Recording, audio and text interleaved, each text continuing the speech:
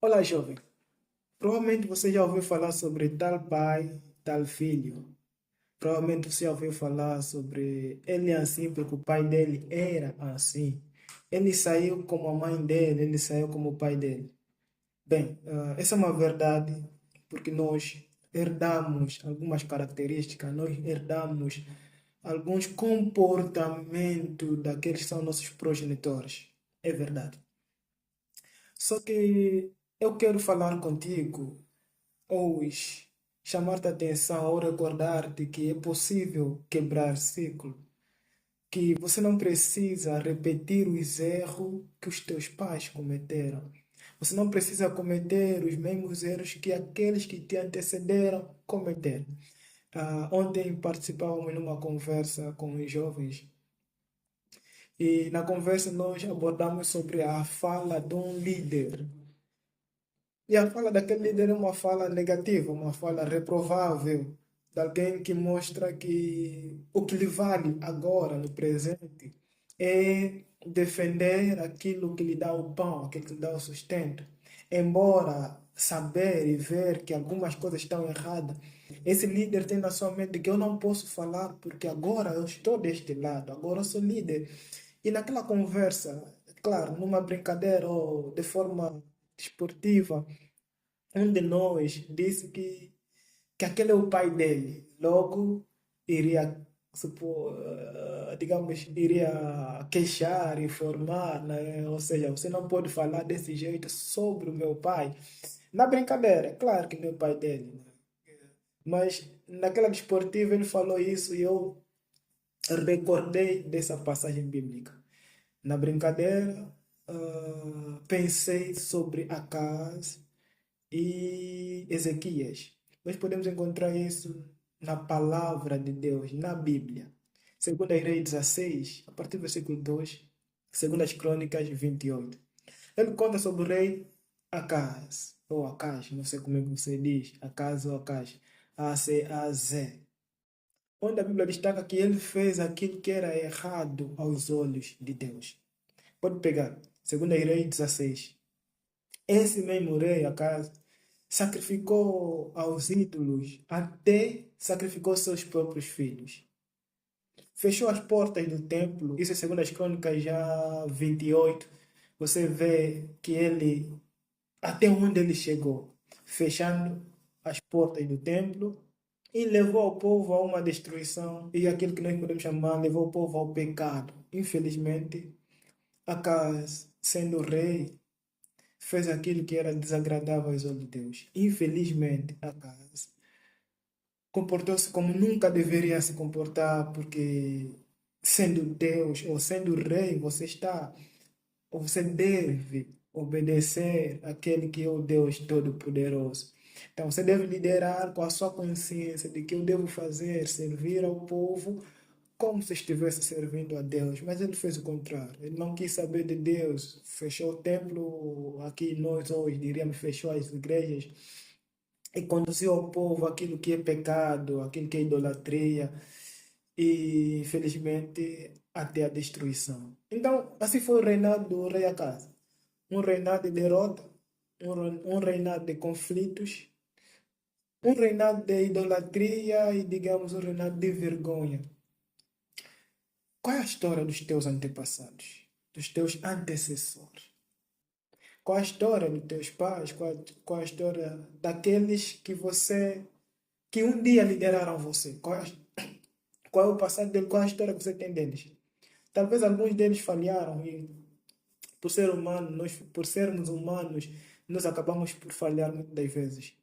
Mas só que essas falhas não determina o nosso futuro ou o nosso presente. As falhas dos nossos antepassados, a falha do nosso pai, da nossa mãe, a falha do nosso líder ou do nosso ex-líder não deve determinar nem ditar o que vai ser o meu presente e o meu futuro. Por que eu levanto essa questão? Porque depois da casa levanta-se um rei, um outro senhor que é filho deste Acaz, mas que se comporta de uma forma que todos nós precisamos observar. Aí nós chegamos no rei Ezequias, segundo a Reis 18. A partir do versículo 1 ao versículo 7, você lê o quão maravilhoso é ouvir sobre esse camarada. E se você pegar 2 Crônicas 29, 30, 31, você vai ler sobre o rei Ezequias. Rapidamente, o que o rei Ezequias fez? Quando ele subiu no trono, recordando, ele tinha duas opções, dois caminhos.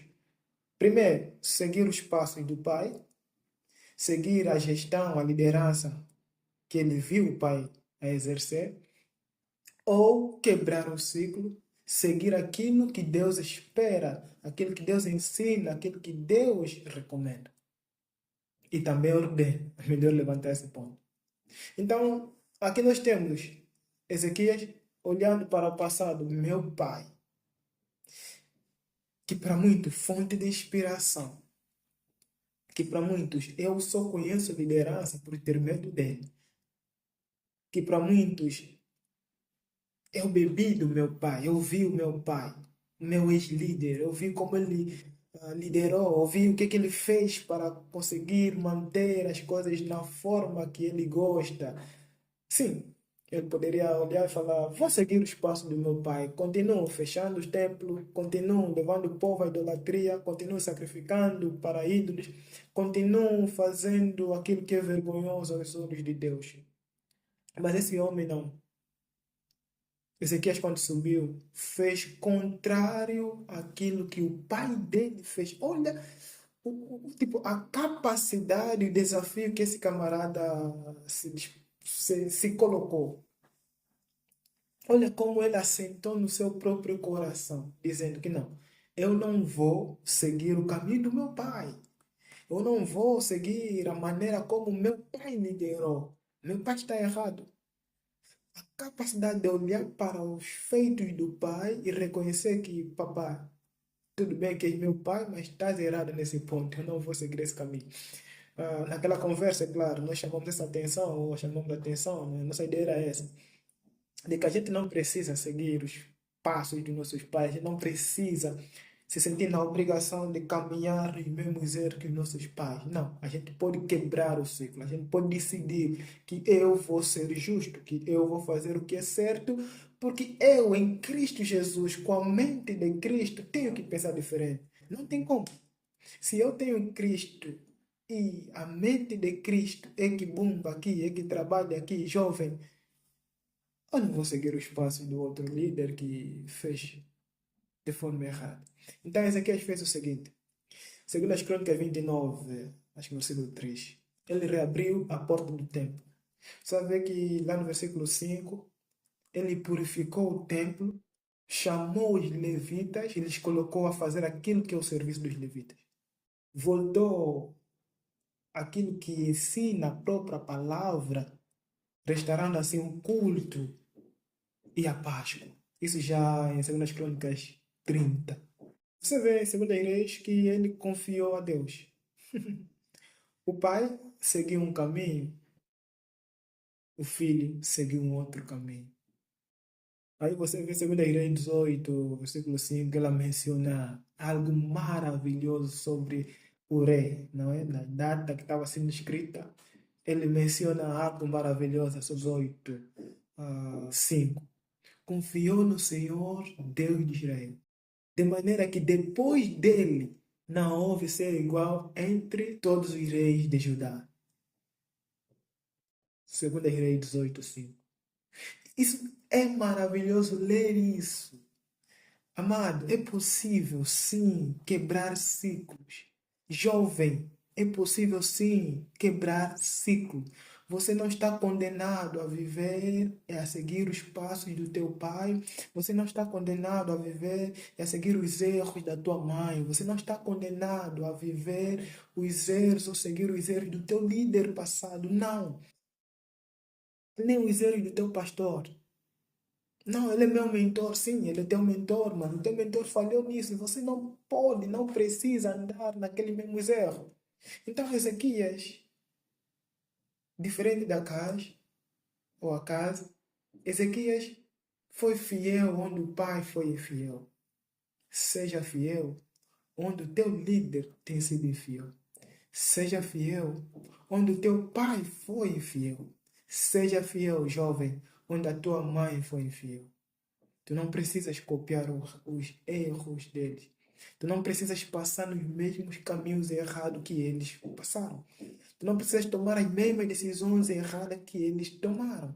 Então, Ezequias obedeceu, mesmo tendo visto seu pai desobedecer. Claro, você cresceu vendo realidades adversas, realidades tristes. É possível que, observando as outras lideranças, observando o comportamento do pai, da mãe, observando a sociedade, observando outros pastores, você tenha sentido-se ferido. É possível que haja em tua mente histórias tristes, traumas, talvez. É possível herdar algumas heranças emocionais por causa de tudo quanto viveste e conviveste. Mas você pode carregar o sangue do Cordeiro, o sangue de Cristo, que muda tudo. Você pode entregar a sua vida a Cristo Jesus e viver segundo o poder que Cristo te oferece. Se alguém está em Cristo, nova criatura é. As coisas velhas já passaram, eis que tudo se fez novo. Então, se Cristo é realmente aquele que te garantiu a nova criatura, o novo ser, se a tua nova identidade provém de Cristo, ou se a tua identidade provém de Cristo, amado, você não precisa passar pelos caminhos que os teus pais, teus líderes têm passado. Em 1 Coríntios, em 1 Coríntios 2,16, ela menciona algo que para mim é tipo, é algo que nós não deveríamos perder, porque eu acho que perdemos. Eu acho que a igreja perdeu este ensinamento que é tão importantíssimo. A mente de Cristo. 1 Coríntios 2,16. Sabe, quando eu penso sobre a mente de Cristo, e quando eu penso sobre a igreja, sobre cristãos, sobre a juventude, tipo nós, para eu que sou da Igreja Evangélica de Angola, quando eu penso sobre a GEA, jovens da Igreja Evangélica de Angola, eu penso sempre sobre jovens com a mente de Cristo. Que impacto nós teríamos se nós jovens tivéssemos a mente de Cristo? A mente de Cristo. Olha o que Paulo está a dizer. Tenta refletir sobre isso, sobre como é que seria a minha vida tendo a mente de Cristo.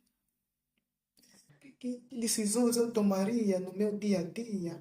Como eu iria me comportar? O que eu iria defender se eu tivesse a mente de Cristo?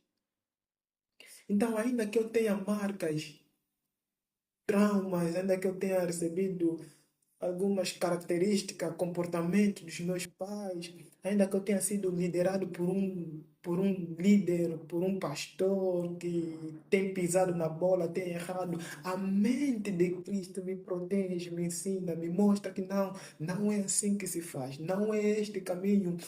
Não defenda erro só para garantir o teu estômago, para garantir o teu pão, não fale a verdade, viva pela verdade, ensine a verdade, defenda a verdade. Nada podemos contra a verdade a não ser a favor dela. A mente de Cristo. Quando nós temos a nova identidade, quando nós temos a mente de Cristo, com certeza a nossa direção será diferente. O nosso agir será diferente. O nosso falar será diferente. Jovem, quebra o ciclo. Quebra e viva para Cristo. Siga Cristo Jesus. Ensina como Cristo Jesus. Defenda a verdade assim como Cristo Jesus ensinou. Por isso que eu defendo muito sobre falarmos a verdade, defendermos a verdade, seguirmos a verdade. Não importa se é meu amigo, se é meu pai, se é meu primo. Não, é a verdade. Nós não podemos ir contra a verdade. Eu mesmo vos teria dito. Jesus nos teria dito, filhos, amigos, seguidores, na casa do meu pai não há morada nenhuma, esqueçam isso. Mas ele nos garantiu que há e defender o que há. E disse, para nós não ficarmos aflitos, não ficarmos desapontados, calma, tenha esperança. Bom, então essa parte que eu abri, esse primeiro para falar sobre defendermos a verdade, e eu termino aqui assim este vídeo, dizendo que você não precisa seguir os caminhos errados do teu pai. Você não precisa andar pelos erros dos teus antepassados, dos teus antecessores. Siga o caminho de Cristo. Tenha a mente de Cristo e que Deus abençoe a todos nós. Estamos juntos.